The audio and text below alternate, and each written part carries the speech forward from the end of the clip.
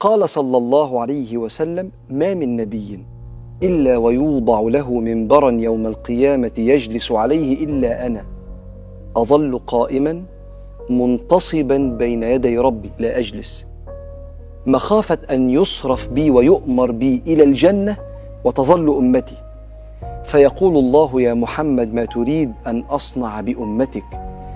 فأقول: يا رب عجل حسابهم، فيدعون فيحاسبون، فمنهم من يدخل الجنة برحمة الله، ومنهم من يدخل بشفاعتي، فأظل أشفع حتى أعطى صكاكا، صك يعني زي إمضة كده، حتى أن مالكا خازن النار ليقول: يا محمد ما تركت لغضب ربك في أمتك من نقمة.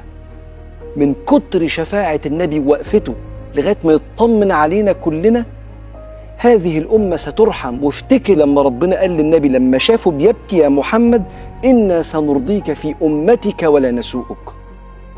المشهد الثاني يوم ما سيدنا النبي كان ساجد عليه الصلاة والسلام وطول في السجود، والناس افتكرته قبض، حتى أنه رفع من السجود بعد كده وسألوه فلقوه مبتسم، وقرأ عليهم الآية اللي أوحيت لي وهو في السجود: إنا أعطيناك الكوثر.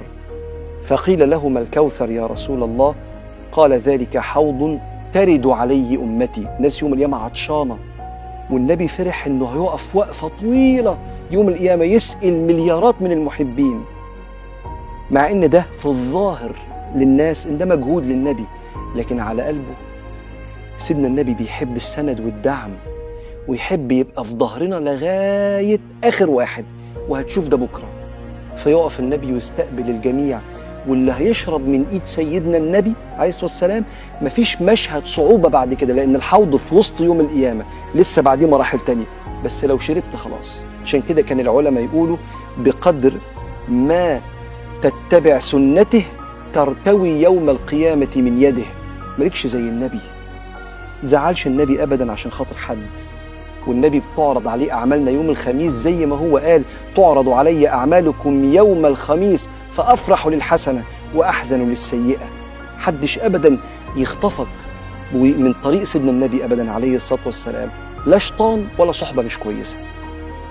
مشهد الثالث لسيدنا النبي وهو واقف على الصراط، وإحنا بنعدي، هو يعدي الأول وبعدين يقف ويقول: ونبيكم قائم على الصراط، الجسر اللي فوق النار اللي أحد من السيف وأدق من الشعرة كما في الروايات، قائم على الصراط النبي، أقول: يا رب سلم يا رب سلم، بيدعي للناس عليه الصلاة والسلام.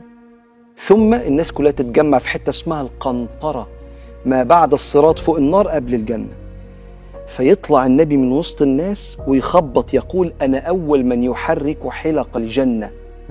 قال: فأسمع رضوان يقول: من أنت؟ فأقول: محمد ابن عبد الله. فيقول: بك أمرت ألا أفتح إلا لك. فالنبي اللي كان لسه من شوية واقف على الصراط بيقول: يا رب سلم أمتي، هيفتح لنا كلنا أبواب الجنة.